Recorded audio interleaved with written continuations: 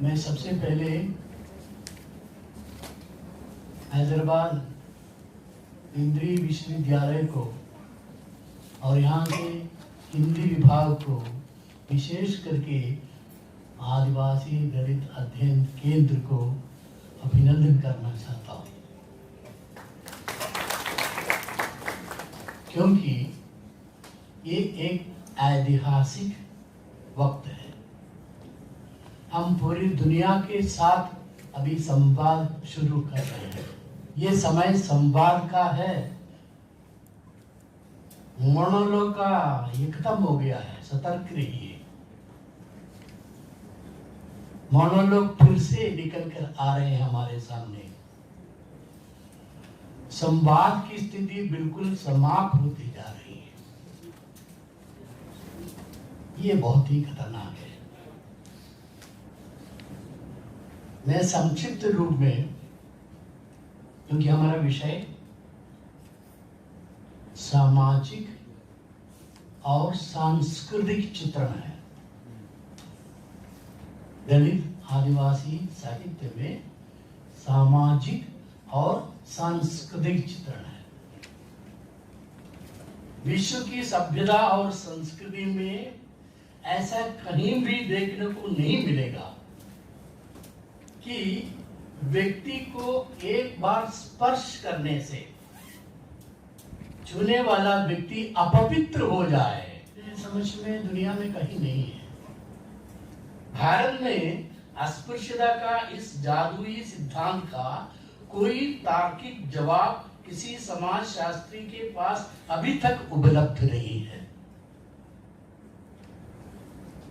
ये अनूठा और बेमिसाल सिद्धांत पूर्ण रूप से षड्यंत्र और बेईमानी के अलावा कुछ नहीं दिखता। जीवन के इस अमानवीय और करुण स्थितियों से टकराकर, और अब भी टकर रहे हैं, दलित अपनी सांस्कृतिक अस्मिता को पहचानने का प्रयास अपने इतिहास, साहित्य, कला, चिंतन और विचारधारा के माध्यम से कर रहा है। भारतीय समाज की दलित दृष्टि उच्च जातियों की दृष्टि से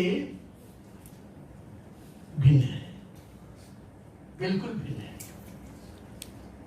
बहुत सारे पर्याय है दलितों के लिए। म्लेच्छ, चंडाल, हरिजन, अंधेज, बहिष्कृत, SC ST, न जाने क्या क्या के। इस शब्द के पीछे आप जाइए, पूरा इतिहास आपके सामने अपने आप में आ जाएगी। ऐसा क्यों? किसी अन्य जातियों के साथ वो नहीं है। तो नामों से अपनी नई मानवता के एक नए अर्थ तक हम पहुंच रहे हैं, उसकी कोशिश में, और एक नए आधुनिक भारत के निर्माण की ओर अग्रसर है। इसलिए ये संगत ही नहीं, उचित भी है कि इस रूपांतरण के सामाजिक, आर्थिक और सांस्कृतिक तत्वों को खोजा जाए। यही कार्य यहाँ पर हो रहे हैं। 3 प्रकार से हम कह सकते हैं, कर सकते हैं ये कार्य। एक, अभी तक हमने जितने भी कार्य किए हैं उसका सही ढंग से विवेचन। इतिहास में बहुत सारी चीजें हैं, उसका सही ढंग से हमें विवेचन करें, नंबर 1। नंबर 2, अब की स्थिति क्या है इसका विवेचन। अब आज इसी डेट में क्या है, क्या स्थिति है दलितों की, आदिवासियों की, किस तरह के साहित्य लिख रहे हैं, पक्ष में या विपक्ष में। ये बहुत ही इम्पोर्टेंट है हमारे लिए। तो और आगे के लिए सबसे महत्वपूर्ण बात, कल के लिए हम किस तरह के साहित्य लिखें किसके लिए लिखें? हमारे बच्चों के लिए। अभी रसल साहब ने बहुत अच्छे उदाहरण दिए। दुनिया आगे जा रहे हैं, आर्टिफिशियल इंटेलिजेंस न जाने क्या किए। बच्चे इधर नहीं पढ़ रहे हैं, सब बाहर जा रहे हैं। हमारे वहाँ केरला में, मैं जब केरला से हूँ, वहाँ के बच्चे, बहुत सारे कॉलेजेस बंद हो रहे हैं क्योंकि बच्चे नहीं है। बच्चे यही कह रहे हैं कि इतने पैसे खर्च करके यहाँ क्या करना है हमें, हम बाहर जाएंगे, पढ़ेंगे, नौकरी करेंगे। ये एक सामाजिक, राजनीतिक और सांस्कृतिक समस्या हो गई। तो इस दृष्टि से भी हमें सोचना चाहिए कि आगे के लिए हमारे बच्चों को, दलित आदिवासी बच्चों को किस तरह से तैयार करना है। ये 3 तरह की बातें हैं। एक बात मैं स्पेशली यहां सूचित करना चाहता हूं, जो लोकगीत के माध्यम से, लोकगीत, ये लोग जो है, लोगों की अपनी टेक्नोलॉजी भी है, आदिवासियों की भी टेक्नोलॉजी है, दलितों की टेक्नोलॉजी है। कौन कहता है टेक्नोलॉजी नहीं है? आज के जितने भी वैज्ञानिक टेक्नोलॉजी है, उससे भी बढ़िया टेक्नोलॉजी है। ये कविता हम भी काव्य करते हैं, लोग कविता करते हैं। उस दृष्टि से भी हमें, क्योंकि अस्पृश्यता की बात मैंने की, सबसे ज्यादा केरल के लोग इसके जो सहारा लिया था। एक बार वो आए थे हमारे केरल में विवेकानंद, उसको देख करके कहा, केरल को देख करके, वहां के जाति प्रथा को देख करके कहा कि ये पागल खाना है। विवेकानंद ने कहा था, ये इतनी जाति के साथ इतने दूरी पर आपको रहना है, इतने दूरी पर इसको रहना है, इतने दूरी पर इसको रहना है। मनाही का इतिहास है हमारा। उसी संदर्भ में ये लोकगीत है, देखिएगा। आकाश तंबैदाल आकाशम तोड़युमो पिन्नेंद तिंडलाड तिंडलाड तंबूरान तिंडले। उसका अनुवाद इस तरह से है, आसमान पर तीर चढ़ाने से आसमान क्या बीतेगा, फिर कैसी ये छुआछूत छुआछूत अभिजातों की ये छुआछूत।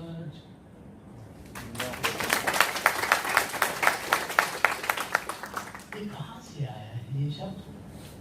मिट्टी का गंध। आगे एक पंक्ति और दूंगा मैं। उप्पु कुत्या मुळक्युमो वेली में पडरुमो पिनेंद तिंडलाड तिंडलाड तंबूरान तिंडली। तिंडल का मतलब है स्पर्श करना। नमक बोने से क्या उगेगा, भाले में फैलेगा, फिर एक ऐसी छुआछूत छुआछूत अभिजातों की छुआछूत। मैं तो ये कह रहा हूं कि ये वर्चस्ववादी राजनीति, सबसे पुराने जो हमारे वेद है, वेद 4 वेद हमारे पास है, मेरे और भी हमारे एक वेद है, 5वां वेद है, पंचम वेद है। तब से लेकर के ये वर्चस्ववादी राजनीति के तहत यहां के जनता के साथ जो अन्याय कर रहे हैं, जनता इन कोट्स, ये सामने आ गया है, ये सामने आ गया है। और प्रतिक्रिया भी, प्रतिरोध भी चल रहा है। पूरे इतिहास साक्षी है। अंत में बाबा साहब अम्बेडकर का नागपुर की घटना भी हमें मालूम है।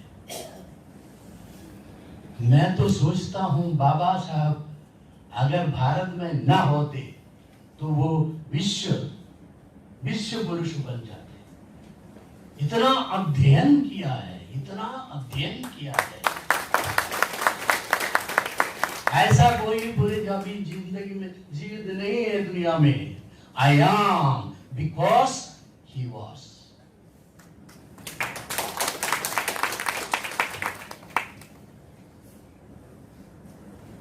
क्यों किया ऐसा?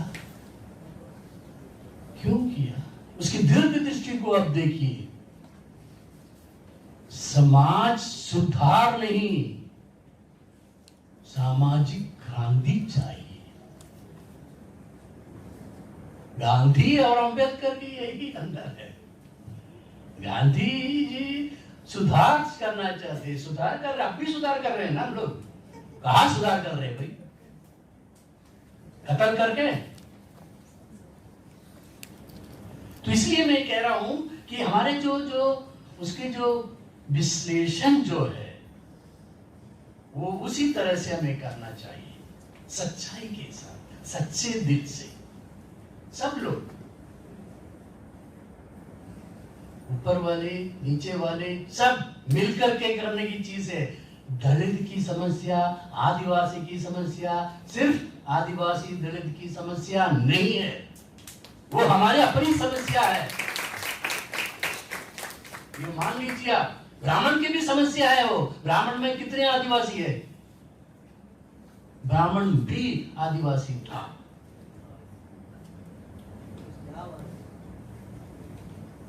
क्या ब्राह्मण की बात कर रहे हो? क्या ब्रह्म ज्ञान है भाई? अब हम पढ़ने लगे हैं, इसलिए मालूम है, ज्ञान है हमारे पास। वो ज्ञान शक्ति है, पावर है, वर्चस्व,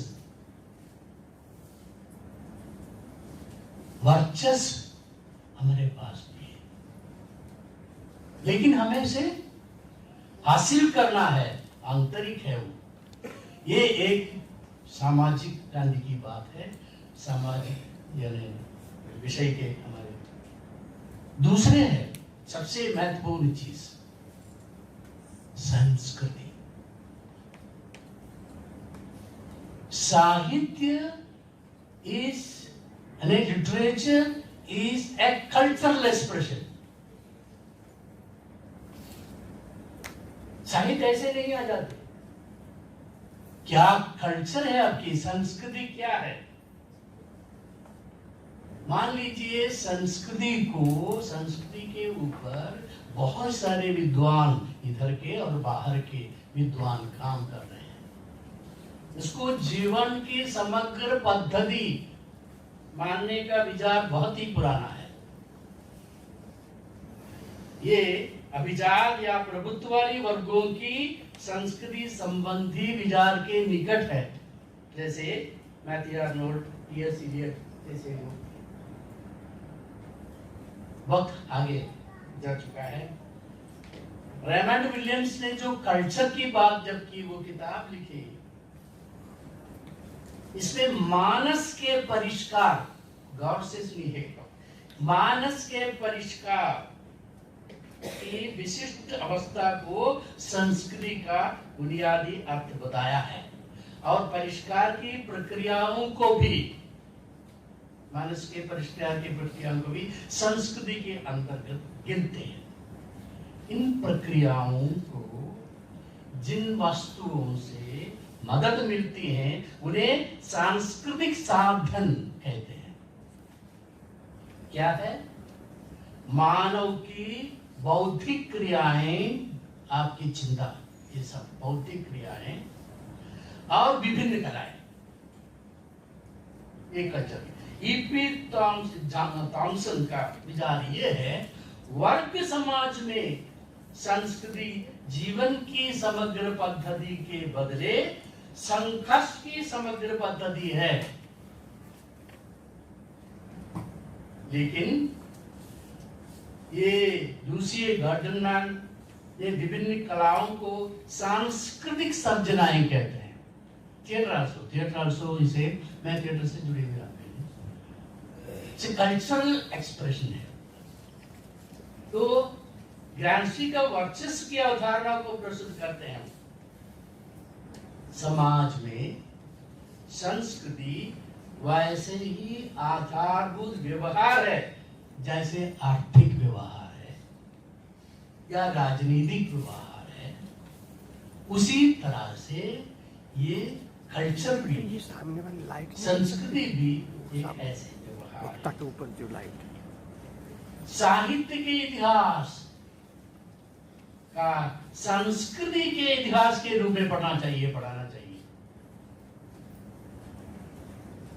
तो उस ढंग से और संस्कृति का मुख्य रूप मानना चाहिए किसको? भाषा को। भाषा में समाज का अतीत मौजूद रहता है, इसलिए रक्षक राक्षस बन गया। और भी बहुत सारे उदाहरण आपको मिलेंगे। भाषाएं सांस्कृतिक उपज है, इसलिए आज हम अपनी मातृभाषा ढूंढ रहे हैं, गायब हो गए। इसलिए सांस्कृतिक संदर्भों के अध्ययन, दलित आदिवासी की जो संस्कृति को आप देखिए, आप जीवन की जो मूल जो चीजें हैं वहां आपको मिलेंगी। इसलिए मैंने वो उदाहरण दिया था। लोग में अब भी वो जीवित है, वो संस्कार,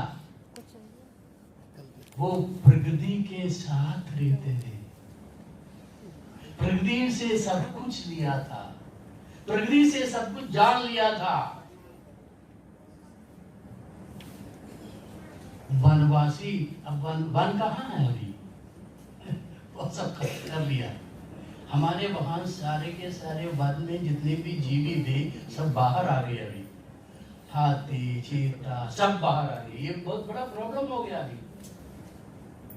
क्यों? क्योंकि वन नहीं है। आजकल मनुष्य जो है बहुत ही खतरनाक हो गया है। बाकी जितने भी सहजीवी है सब अपने अपने ढंग से जीवन बिता रहे हैं। वहां कर आक्रमणकारी होकर के आक्रमण कर रहे हैं मानव मनुष्य। फिर से हमें सोचना चाहिए, फिर से हमें उसी ढंग से सोचना चाहिए। लेकिन आदिवासी आराम से वहां जी रहे हैं वन में। वो जानता है वन क्या है, उसमें कोई डिग्री चाहिए उसको नहीं। मछुआरे से पूछिए आप सागर के बारे में, वो बताएंगे आपको। पूरे संघकालीन साहित्य को देखिए, ये दो सामाजिक और सांस्कृतिक जो अध्ययन हम कर रहे हैं, अब उस ढंग से अप टू डेट होकर के सच्चाई के साथ हमें विवेचन करना चाहिए। मुझे कोई शक नहीं है कि इस महत्वपूर्ण संवाद से बहुत ही अच्छे कुछ निकल कर आएंगे। बहुत बहुत धन्यवाद आप सबको।